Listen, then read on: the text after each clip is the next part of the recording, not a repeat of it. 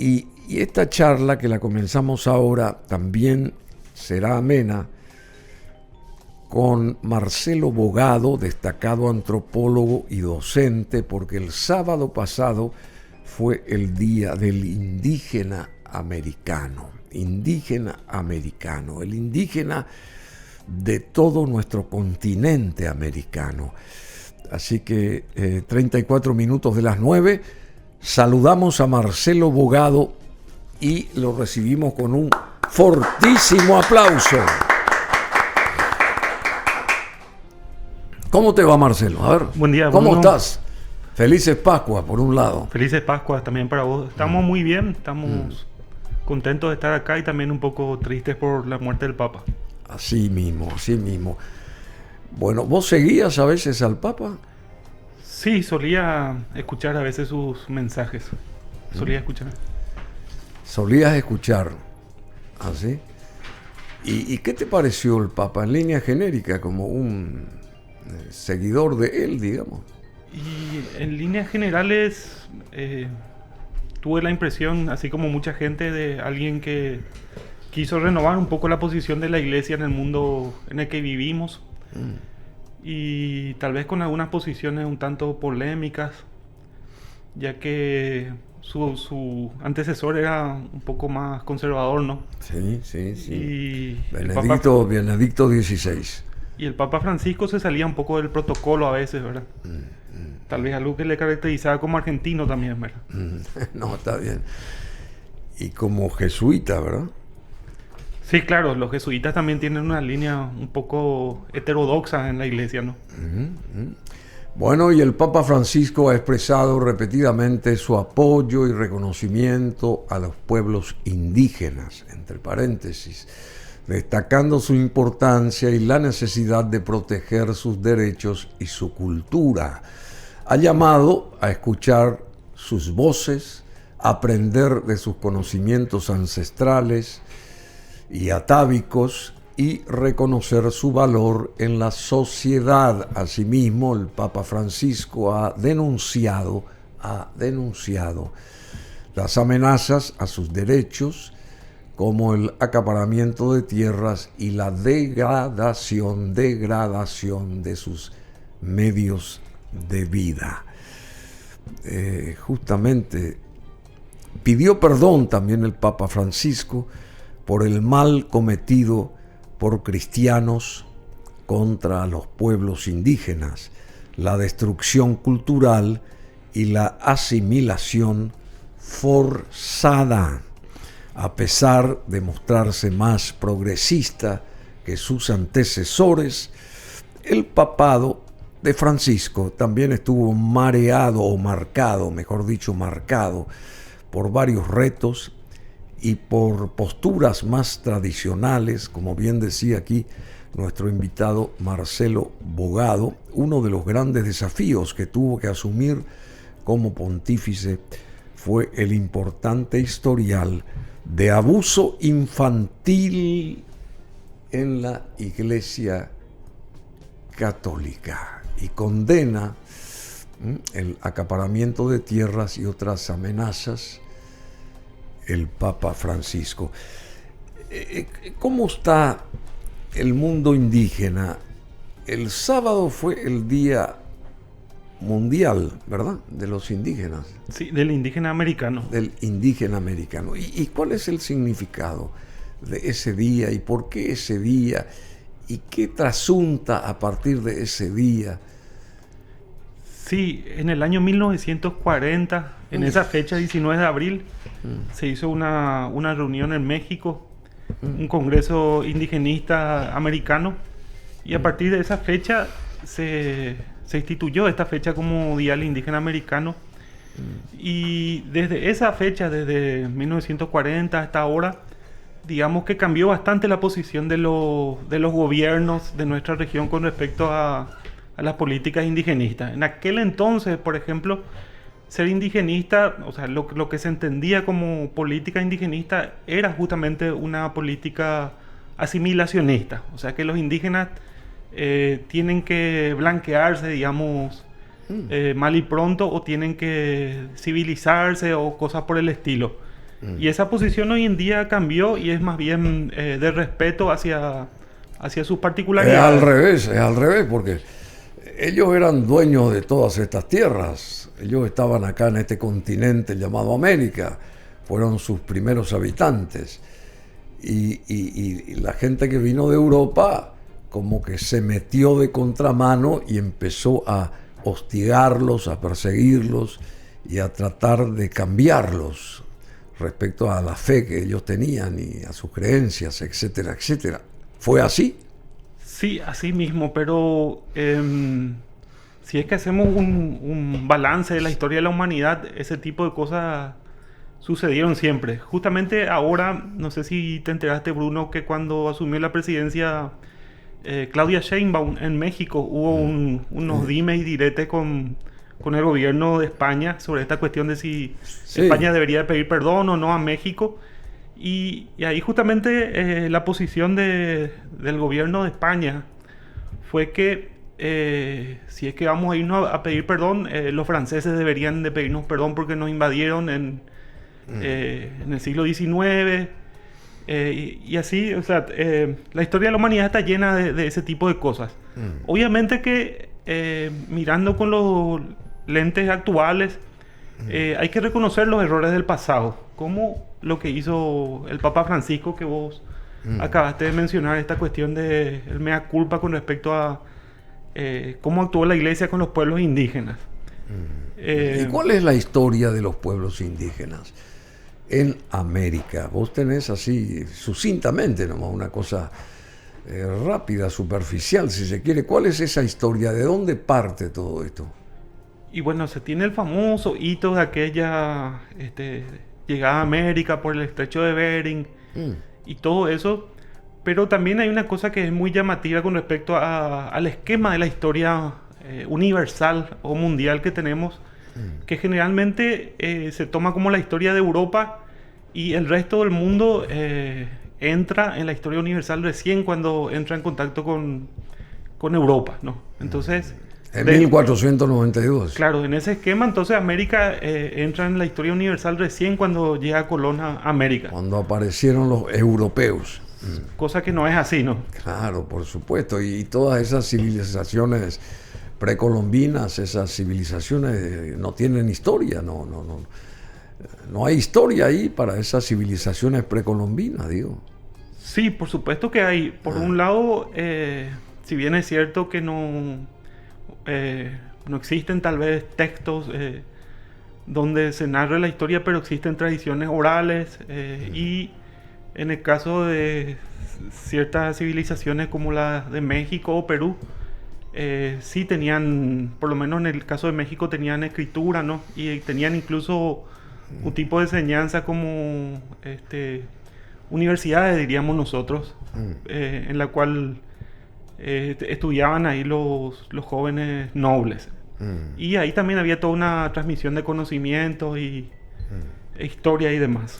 Decime, ¿qué diversidad étnica existe entre los pueblos indígenas del continente? Y existe una gran diversidad étnica en todo el continente. Y ¿en qué sentido decís, Bruno? No, porque los guaraníes creo que llegaron hasta Centroamérica, por ejemplo. Los guaraníes, nuestros indígenas, que dicen que fueron nómadas, ¿verdad? Pero ellos estuvieron por toda América, Brasil, Uruguay, Argentina, Bolivia, qué sé yo, llegaron hasta Centroamérica inclusive. Lo de el Caribe, Caraíbe, es una de las digamos representaciones del guaraní auténtico que da nomenclatura a toda esa zona que hoy es la última panacea desde el punto de vista turístico. Caribe, dices, Caraíbe, por ejemplo, ¿verdad? Y bueno, se fueron expandiendo. Después los araucanos creo que estuvieron en Chile. Por supuesto sabemos que los incas y otras etnias inclusive más desarrolladas o anteriores, estuvieron en el Perú. Al Perú se lo asocia solamente con lo relacionado a los incas, pero hay otras etnias. No sé si vos sabés eso. Sí, así mismo A es. ver, ¿cómo los nombres, si te acordás, de esas otras etnias que tenían mucho predicamento en el Perú? Creo que antes inclusive de los incas o a la par. Sí, bueno, por un lado están los pueblos, digamos, que llegaron a lo que se suele conocer como civilización o que tenían ciertos avances. En el caso ahí de Perú y de la zona ahí de Perú, Bolivia, ¿no? Tenés Tiahuanacu, ¿verdad? Todo esto, Moche, Mochica, Chimú, que ahora se me pierde un poco la cronología, pero tenés incluso la ciudad más vieja del continente, ¿no? Que es Caral. Caral. Sí, que Así. tengo entendido que tiene como 8.000 años más o menos ¿Y dónde está? ¿En el Perú? en el Perú. ¿Así? ¿En qué parte del Perú? De la geografía peruana. Y Ahí en cerca de, en la costa. Viste que yo siempre cerca de digo, Lima, más o menos, por ahí. no, está un poco más al norte, ¿no? Ahora mismo se me pierde un poco, pero tal vez uno... Y bueno, no importa. O sea que es... Y bueno, estaban ahí y tenían al mar también como uno de sus puntos referenciales. Siempre cerca del mar estaban, ¿o no? Sí, en Perú pues ellos dividen hasta hoy esta cuestión de mar, cordillera y selva, ¿no? Que son tres mundos completamente diferentes Distintos, sí. y geográficamente y culturalmente también.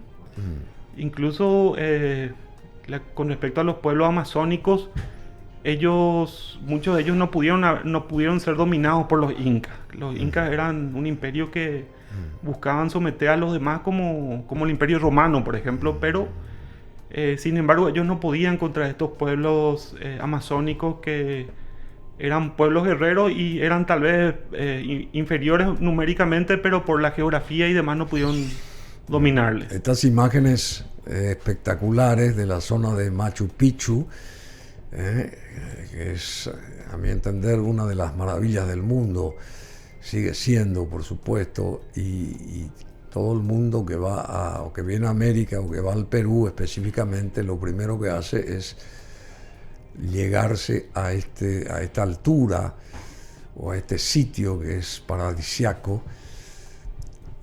Nuestro equipo alguna vez llegó ahí, no tuve yo la suerte, pero quisiera conocer alguna vez el Machu Picchu. Bueno, y por ejemplo, hoy estamos en el 2025, a ver, los derechos de los indígenas, ¿cómo tienen fuerza a favor de ellos esos derechos para con los indígenas, o siguen ellos siendo una casta inferior para la humanidad de europeos o gente de tez blanca? Y han habido avances en los últimos años, pero hay muchas cosas que en nuestro mundo quedan en declaraciones y declaraciones de principios. Sí. Así como existe la Declaración de los Derechos Humanos desde 1948, existe la Declaración de los Derechos de los Pueblos Indígenas. A ver, ¿y qué más? Bueno, esa declaración, por ejemplo, reconoce justamente una serie de derechos específicos a los pueblos indígenas, pero en la práctica no se cumple del todo. No se cumple. ¿Y por qué? ¿Quiénes no cumplen? ¿Los gobiernos no cumplen?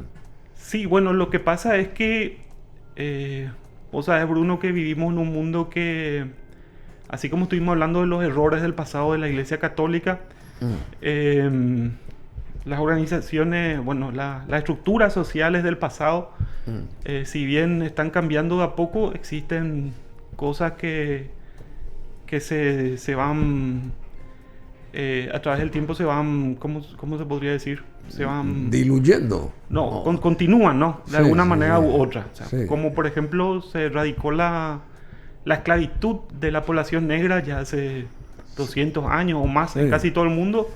Continúa todavía la discriminación hacia los negros. Y la misma cosa con respecto a los pueblos indígenas que en el pasado fueron sometidos, dominados, etcétera, y continúa al día de hoy discriminación también hacia ellos, que se traduce en que, por ejemplo, tienen menos años de escolaridad o mayor pobreza.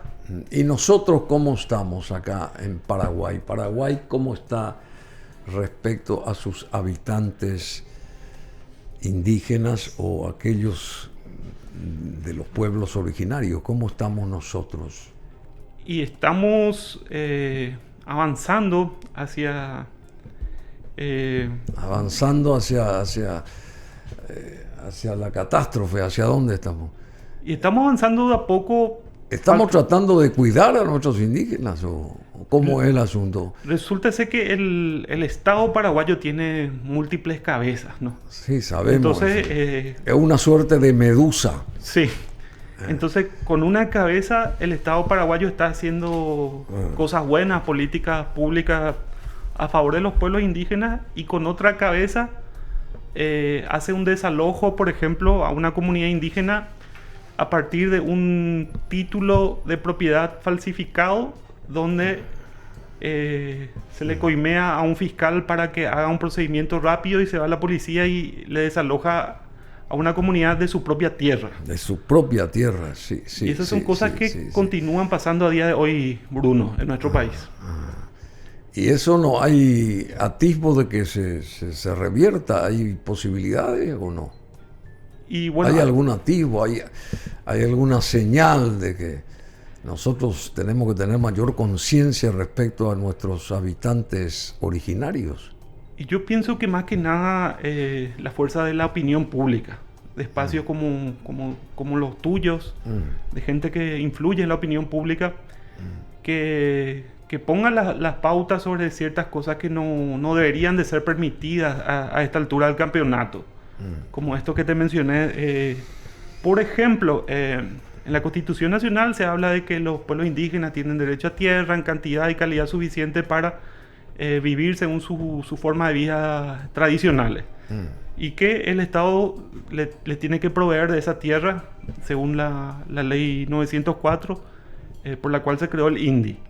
Pero, sin embargo, cuando se hace un desalojo de una tierra, de una comunidad que vivió siempre en el mismo lugar, el propio Estado no está cumpliendo lo que se comprometió a hacer. O sea, no protege, más bien trata de expulsar a esa gente de su propia tierra. Claro, lo que pasa es que ahí la cuestión se diluye con quién es el Estado y quién hace qué. A lo mejor el Ejecutivo... Bueno, el Estado es, recién dijimos, una suerte de medusa que tiene varias cabezas. Están las cabezas con intereses personales, y esas cabezas fungen de que piensan a favor del país, y es todo lo contrario, piensan a favor de ellos, ¿verdad? Y entonces, ¿cómo se van a acordar de los indígenas o de los pueblos originarios? Imposible, ¿verdad? Y después hay otras organizaciones que dicen que trabajan a favor de los indígenas, pero uno no ve el resultado de ese accionar, digamos. Lo único que uno ve es la gente que está mendigando las calles, las chiquilinas indígenas que están ahí en la terminal de ómnibus. Sabemos toda esa historia, ¿verdad? Y ahí en la avenida Artigas se concentra otro grupo y ese tipo de cosas, pero nadie se preocupa. ¿Y cuántas etnias hay acá? 19. 19 pueblos indígenas pertenecientes a 5 familias lingüísticas. ¿Y qué cantidad de indígenas? O sea, de estas 19 en población, ¿qué cantidad de seres humanos hay? Y según el censo 2022, 140.000 personas. 140.000 personas. Que sería el 2% de la población paraguaya, aproximadamente. El 2%. Y decime, ¿y en Argentina o en Brasil, no sé si en Uruguay, en el Uruguay existen también pueblos originarios o no? Y bueno, ahí se dio un proceso que se está dando en varios lugares, que hay población que como hubo justamente estas políticas asimilacionistas por parte del Estado, se diluyeron con el resto de la población y dijeron nosotros no somos indígenas. Pero en los últimos años apareció gente que dijo que por ahí sus padres o sus abuelos se reconocían como indígenas y volvieron otra vez a reivindicar el ser indígenas. Pero muchos de ellos también, una cosa que sucede es que ya están mimetizados, tal vez hablan el castellano, ya no hablan más sus lenguas, y por ese mismo hecho mucha gente no les considera indígenas. Eso es una cosa que suele pasar en varios lugares. El actual presidente del Uruguay, Yamandú Orsi, y el nombre Yamandú, no sé si es un nombre guaranítico, pero proviene de alguna lengua ancestral ese nombre, porque no es un nombre castellanizado, digamos. Sí, puede ser ya a esta altura, pero proviene y bueno, y Brasil, ¿cómo está con sus indígenas y toda esa zona del Amazonas? Hay muchas comunidades que ni siquiera están todavía escondidas, ¿es así o no? Sí, hay todavía pueblos no contactados en Brasil y en Paraguay también, en la frontera con Bolivia, que hay grupos ayoreos que están en esa situación también. ¿Ah, sí? Y la mayoría de nuestros países se podría decir que tienen avances, pero tienen deudas también. Y hablando de eso, justamente ahora que se está discutiendo este famoso tema del anexo C de Itaipú, en el caso de la construcción de la hidroeléctrica de Itaipú, ahí se le desalojó a los abá guaraníes paranaenses que estaban en esa zona del río Paraná. Y no se hizo de buena manera ese proceso. Ah, sí. Eso no se habla mucho cuando se habla de Itaipú. Se habla como una de las maravillas del mundo moderno. Pero no te cuentan de que en el caso paraguayo, por ejemplo, a los abá guaraníes se les subió en camiones, se les llevó a otros lugares, se les dio unas tierras que no eran aptas para la agricultura y porque en el Tratado de Itaipú, ahí por ejemplo se habla de indemnización a los propietarios y demás, pero ellos por ejemplo no tenían título de propiedad, entonces se le dio muy poca cosa, muy poco dinero se le dio a cada familia. Y en el caso brasilero, esa deuda, por ejemplo, Itaipú ahora está reconociendo. Itaipú lado brasilero. Itaipú lado paraguayo todavía no reconoce la deuda con los abá guaraní paranaenses. Eso, por ejemplo, es una deuda histórica que tiene el Paraguay con los abá guaraníes, cosa que Brasil está reconociendo. Y si es que hablamos de deudas también, el caso de los Macá. Los Macá, vos sabés, Bruno, que fueron fundamentales para que Paraguay venza la guerra del Chaco. Con este general ruso Iván Belayev. Belayev, sí. Que hicieron la topografía del Chaco. Y que eso permitió que el ejército paraguayo tenga ventaja sobre el boliviano en la guerra. Sí. Y al terminar la guerra le dieron unas tierras a los Macá ahí cruzando el río Paraguay. Sí. Y ahora mismo ellos están teniendo problemas con eso también. El puente este nuevo que se hizo... En Tinfunqué, creo que por ahí. Tinfunqué, ¿conocemos? Sí, esa es de referencia. Pero bueno, ahí había unas tierras que estaban al borde, en la vera del río Paraguay. Sí. Justamente donde se construyó este puente, ahora Héroes del Chaco, era esa tierra. Y eso se construyó sin pedirle permiso, autorización, ni ninguna compensación. Ah, sí, che. Entonces, ahí vos ves justamente cómo el Estado paraguayo... Cómo avanza nomás y arrasa y no contempla nada lo que vos estás diciendo, ¿verdad? Sí, el Estado paraguayo ha sido bastante ingrato con los Macá. Muy interesante lo que decís. Y hay que rever eso. ¿Y quién tiene que hacer ese trabajo, digamos, ¿Quién tiene que tomar la posta de esto? El famoso Indy tiene que tomar la posta. Sí. Ahí vamos muertos entonces. Y bueno, tengo entendido que hay conversaciones y demás, pero en la práctica, ahora mismo que estamos hablando nosotros, en estos días sucedió otra vez un incidente con los Macá que no sé detalles exactos, pero hubo una empresa que vino ahí con una cuestión, con una historia de unos títulos, qué sé yo, y ocuparon sus tierras. Bueno, qué interesante todo lo que nos está diciendo el querido antropólogo y docente Marcelo Bogado. Marcelo Bogado es hijo del arquitecto Hugo Bogado Barrios, ¿verdad? Sí, así es. Y de la querida Zoé Pompa Rocha de Bogado. Ella es paraguayo-brasileña. Su madre fue brasileña, que vivió mucho tiempo, encantadora señora, y su padre vivió muchos años, prácticamente toda su carrera profesional, era médico, vivió en Brasil y ahí se conoce con la que llegó a ser su esposa y qué sé yo, tuvieron Carlos Pompamasi, ¿verdad? Así es. Carlos Pompamasi y Julieta Rocha tuvieron a Zoé como la hija mayor. Menor. Y estuvo también este chico, ¿cómo que se llama? Sí, Carlos Antonio. Carlos sí. Antonio, que fue el mayor. Ah, yo pensaba que Zoé era la mayor. No, es la menor. Carlos Antonio, que era arquitecto, me parece. Así es, sí. Era arquitecto. Bueno, lamentablemente se nos fue tempranamente porque era una persona muy instruida, en fin. Y aquí está Marcelo Bogado, que representa a esta familia, una familia muy digna. Hugo Bogado fue el famoso arquitecto de Caracol, de la primera Caracol, con ese techo de paja, hay mucha gente que se acuerda, y también de Musac, Mall, por ejemplo, Musac, todo ese diseño de Musac. Bueno, lo hizo y lo llevó a cabo y lo construyó en gran medida también el querido arquitecto Hugo Bogado, un artista plástico de renombre muy importante, a quien enviamos un abrazo, un saludo a ambos, a Zoé y a Hugo, y a ver si lo traes a tu papá por acá. Sí. Porque él es un libro abierto también.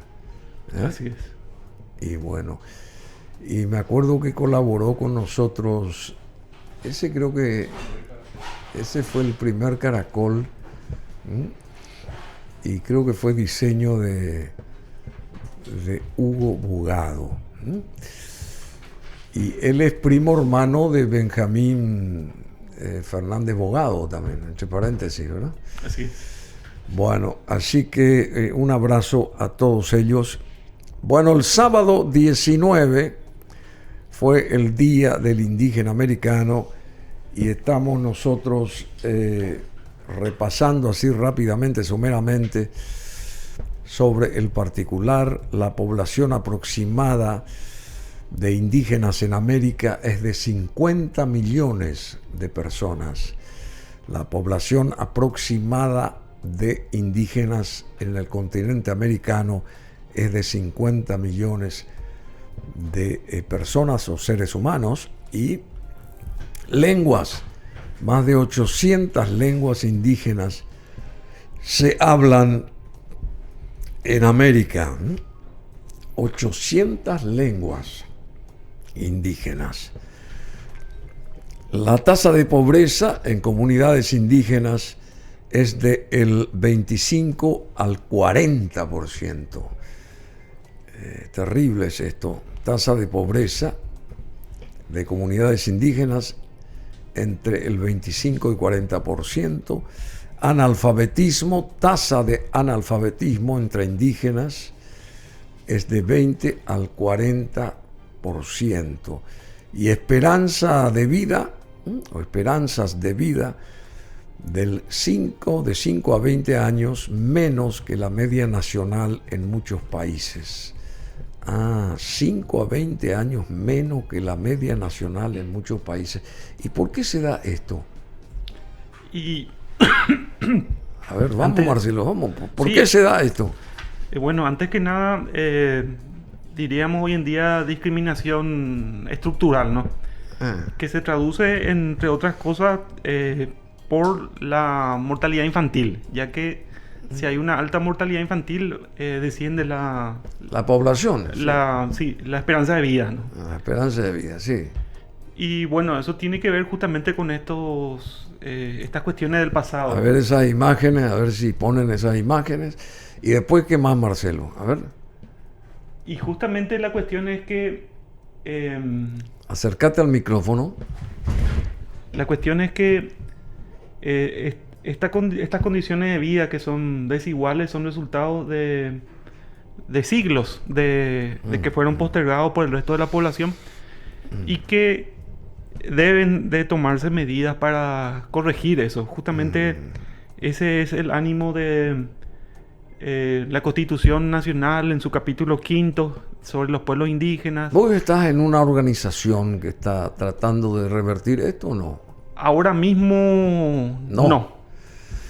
Bueno, pero vos individualmente siempre luchaste y seguís luchando, ¿verdad? Sí, individualmente trabajé en varios lugares y de forma particular o con organizaciones, con proyectos financiados por la Unión Europea, por el BID.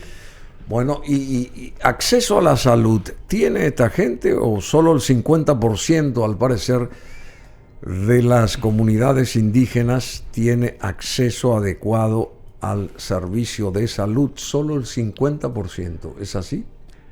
No te sabría decir hoy en día la cifra porque con estas construcciones de la unidad de salud de la familia hubo se acercó bastante los servicios de salud a la gente. Pero eso sí, hay cuestiones como comunidades que quedan muy lejanas y que no es muy fácil moverse de ahí a... Que tienen que ser mejor atendidas, sí, obviamente. Y el territorio, aproximadamente 22% del territorio de América del Sur es ancestral de pueblos indígenas. Aproximadamente el 22% del territorio de América del Sur es una gran zona ancestral de los pueblos indígenas. ¿Y tiene alguna representatividad política este conglomerado de comunidades? Es una pregunta, es una consulta. Menos del 5%, al parecer, de representantes políticos en muchos países son indígenas. Sí, existen ciertos países de la región como Bolivia o Perú o Ecuador que ya se reconocen como plurinacionales. Ellos justamente a partir de este reconocimiento dan también una representatividad política a los indígenas, incluso autonomías en territorios donde hay mayoría de población indígena, cosa que sucede también en Estados Unidos. Pero en otros países como el nuestro, donde también son una minoría, si comparada a países que tienen mucho más población indígena con la paraguaya, que tiene apenas 2%, no existe prácticamente representación, muy poco. En algunos municipios hay uno que otro concejal. Se estuvo trabajando también para una ley en la que haya por lo menos un representante indígena por la región oriental y otro por la región occidental en el Congreso, que sea un cupo. Como existen países donde existe ese tipo de cosas, pero eso está ahí medio parado, pero se está avanzando sobre esa ley. Bueno, y hay que pedirle a Medusa, con una de sus tantas cabezas, que trate de solucionar esto, ¿no te parece? También. Y respecto al desempleo, tasa de desempleo entre indígenas puede llegar al 15% o más. Para mí, ¿qué más? Sí, habría que ver los datos. Resulta ser que en las comunidades rurales la gente se dedica de repente a cazar o tiene su chacra, y los trabajos propiamente dichos tal vez son así actividades agrícolas como carpir, corpir en la chacra de algún vecino cuando necesitan dinero, pero tal vez técnicamente estadísticamente están desempleados, ponele, pero se dedican a algo, tal vez no tienen suficientes ingresos, pero sí, esa es la situación. Hay que hacer una revisión. 140.000 personas dentro del mundo indígena acá en Paraguay, ¿verdad? Así es. Bueno, pero mucha cantidad de gente, hay que darle un espaldarazo, hay que darle un sacudón a los componentes de Medusa Nacional, de la Medusa Nacional y naturalmente a estas comunidades para que se hagan notar y que peleen por sus derechos. Eso es lo que hay que hacer acá, ¿no te parece? Y el turismo indígena que existe, al parecer, genera ingresos de aproximadamente 1.5 mil millones de dólares anuales en algunas regiones, dice. No sé si es en toda América, me parece, ¿verdad? O en toda América. El turismo indígena genera ingresos de aproximadamente 1.5 mil millones de dólares anuales en algunas regiones.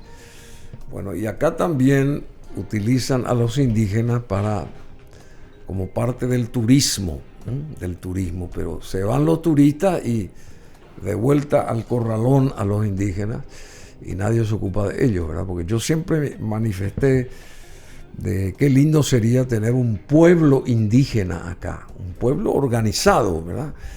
Un pueblo indígena a través del gobierno, con esas 19 etnias, y que se pongan ejemplos de estas comunidades indígenas a través de sus modos, usos y costumbres, hacer como un pueblo indígena, como existe allá en los Estados Unidos, en México.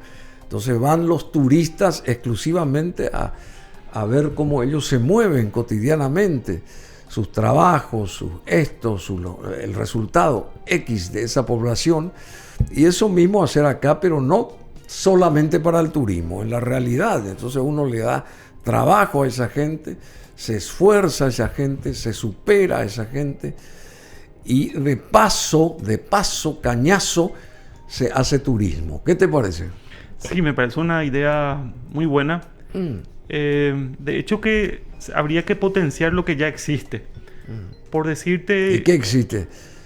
Hay que ir allá a la avenida Artigas a ver a los indígenas. No sé si vos te fijaste en la ruta Luque-San Bernardino, que suelen haber algunos indígenas que están ahí con sus artesanías, con su escultura en madera. En ese caso, por ejemplo, su comunidad queda ahí a media cuadra. Por ejemplo, si ahí se hiciese un lindo local donde pueda haber como un museo, tal vez. Sí, claro, pero no es un local. Yo no estoy hablando de un local, yo estoy hablando de una comunidad. Así como vos querés ir al Chaco a ver cómo trabajan los menonitas, por ejemplo, ¿verdad? Y hay muchísimos ejemplos de cómo trabajan ellos, ¿verdad? Y eso mismo hacer con los indígenas, en el mejor de los sentidos te estoy hablando, ¿verdad?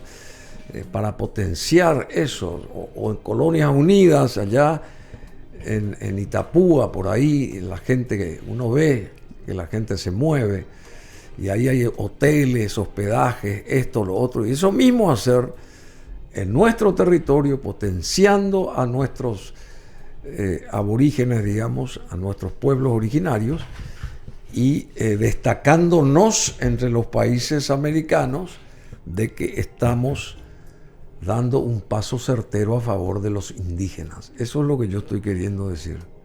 Sí.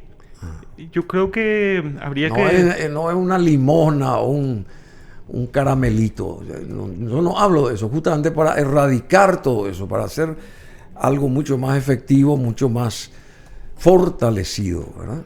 Y mucho más a conciencia de que el Estado cumple con también un sector de su población, en este caso 140.000 indígenas. Yo pienso que eso se podría comenzar con un piloto, diríamos, y ver cómo funciona, ¿no? Y aprender ahí de qué es lo que va surgiendo en la práctica. Y sí. Estamos en el siglo XXI, 2025, que tenemos que esperar qué cosa, por ejemplo. El año 3000, ¿qué tenemos que esperar?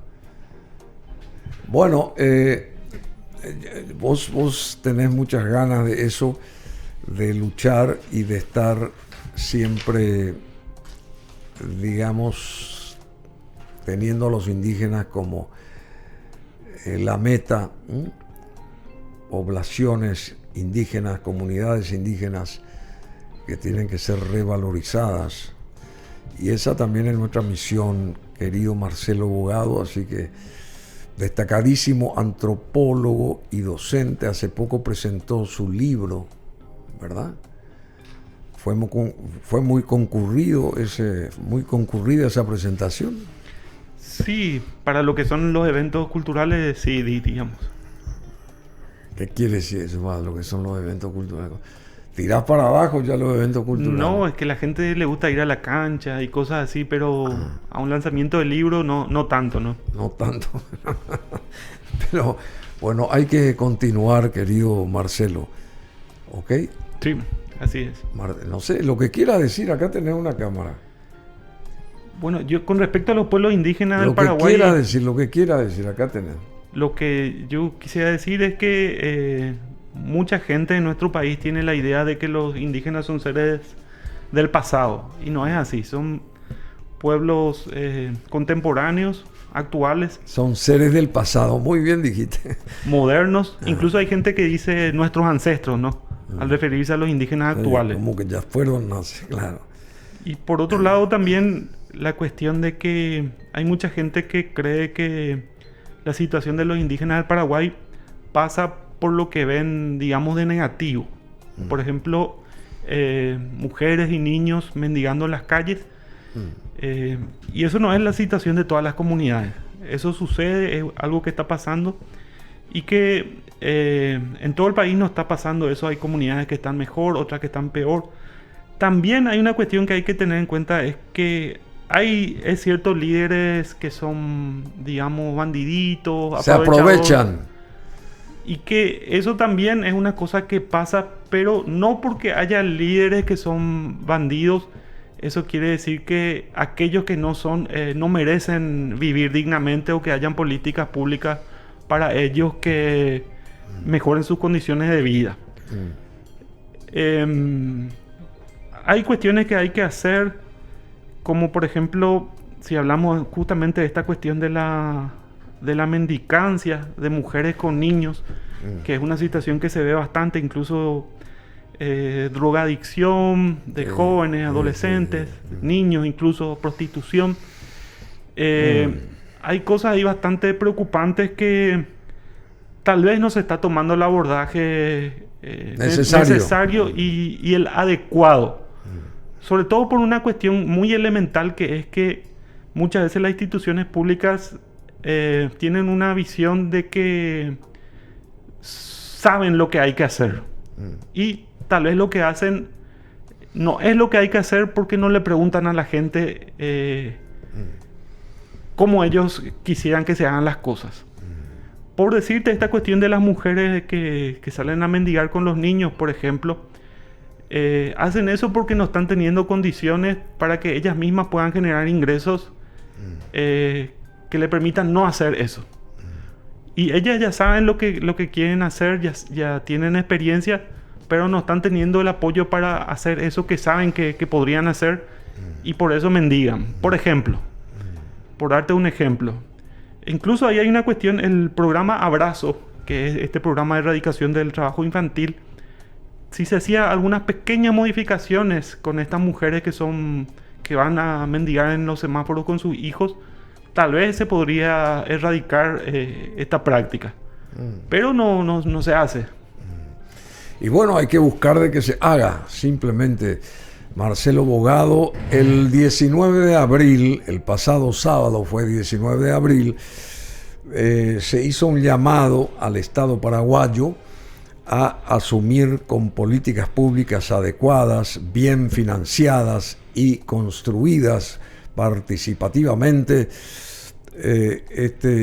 lo que todos perseguimos acá, a favor del Día del Indígena Americano, las obligaciones que tiene para con los pueblos indígenas originarios el gobierno nacional, y esto contribuirá a romper con la discriminación estructural de la que son víctimas los indígenas, que no solo se expresa en el abandono que sufren las comunidades, sino en los cada vez más frecuentes discursos de odio y discriminación que se extienden en la propia sociedad.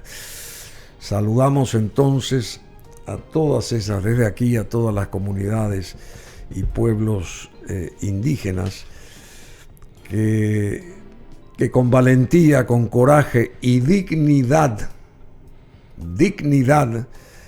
defienden hace más de 500 años sus derechos ante la violencia y la discriminación.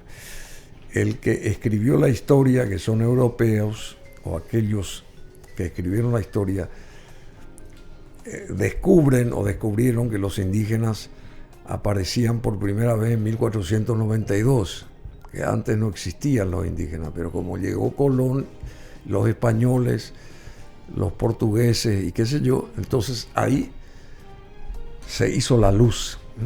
¿Y qué pasó antes? Y vinieron y se encontraron con ¿cómo que se llama? Con ciudades enteras, ahí en las regiones del Perú, de Bolivia, de México, y qué sé yo, en fin.